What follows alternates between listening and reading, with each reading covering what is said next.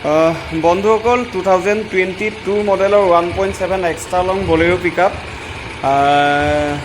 Engine seal হৈ আছে। All document আপোনালোকক ক্লিয়াৰ কৰি দিয়া হ'ব। 4টা টায়াৰ আপোনালোকে নতুন পাব। এইটো ফ্ৰণ্টৰ টায়াৰ দেখিলে আপোনালোকে। তো গাড়ীখনৰ কৰিবলগীয়া কাম বুলি ক'বলৈ গ'লে আপোনাৰ 1%ও কাম নাই। গাড়ী একদম আপোনালোকে আহি নিজে নিজ চকুৰে এবাৰ চাই যাবহি ইয়াতে আহি। গাড়ী মানে আপোনাক কি ক'ম, 99%ই আপোনাৰ গাড়ীখন ভাল হৈ আছে। এইটো বেক টায়াৰ আপোনাৰ, বাকী বডি বোলে বনাবলগীয়া এছ'চিয়েট এইবিলাক কাম হৈ আছে, মানে টিপটপ হৈ আছে।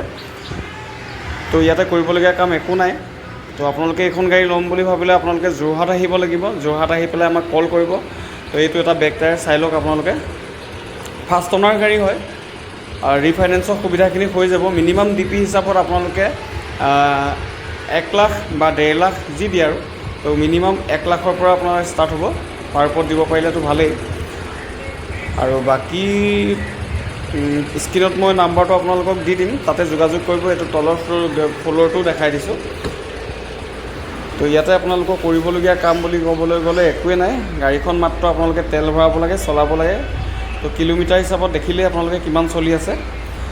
তো এই গাড়ীখন যদি আপোনালোকে কিনো বুলি ভাবে তো সোনকালে যোগাযোগ কৰিব। স্ক্ৰীণত নাম্বাৰটো দিয়া থাকিব।